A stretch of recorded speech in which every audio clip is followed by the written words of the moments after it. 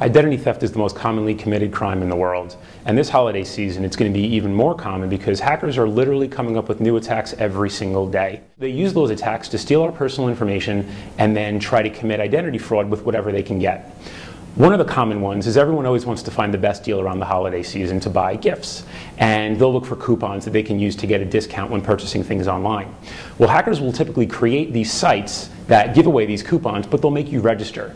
You put a username and password in, then they steal that information to try and use the same username and password combination on banking institution websites, other websites that you can buy things on, and they'll literally try to buy things under your name, have you pay for it, but make it go to them. Social networking happens to be an area that more and more attacks are being created to exploit our information.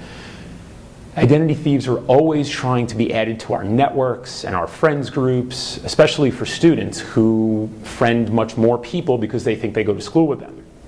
Well, you shouldn't post any personal information on these social media websites. You should make sure that at all times you're displaying as little information about yourself as possible. Don't post your date of birth. Don't have any mother's maiden names. Don't have a personal address. This information should be private and not exposed to anyone that's not trusted to you, because this information could literally be used to identify you when you're calling a credit card company up to change your address. So if an identity thief gets it, they'll call the credit card company up, change your address, have a new credit card sent to them, and then they'll go on a shopping spree this holiday season.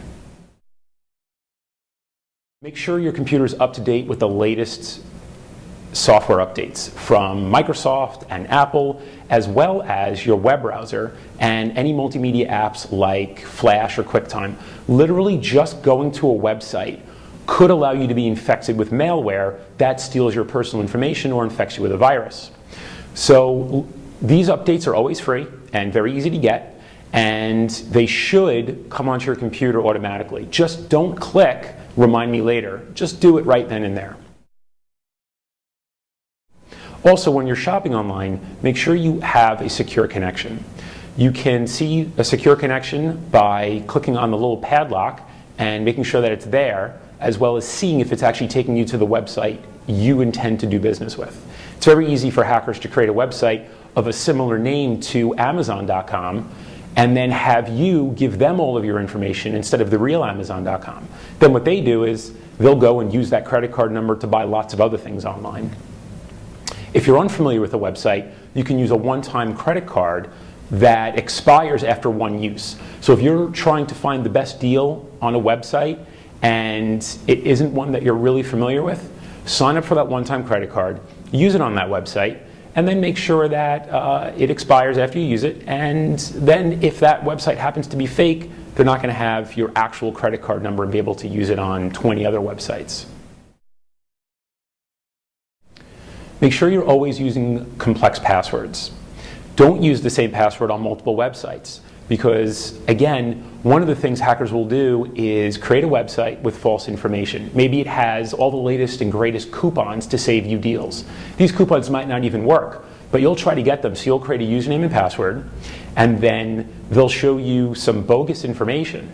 And what really happens is they're taking that same username and password and trying to use it on banking websites, PayPal, maybe eBay or Amazon, and then they'll try to steal whatever information they can from you, potentially withdrawing money from your bank accounts or purchasing items and having it sent to them.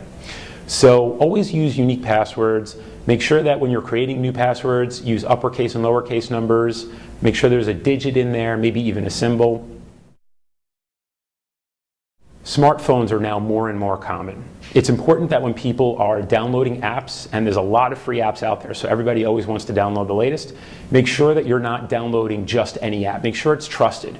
Read what the community forums say about those apps, and make sure they don't have access to other parts of your phone that might be able to steal your personal information.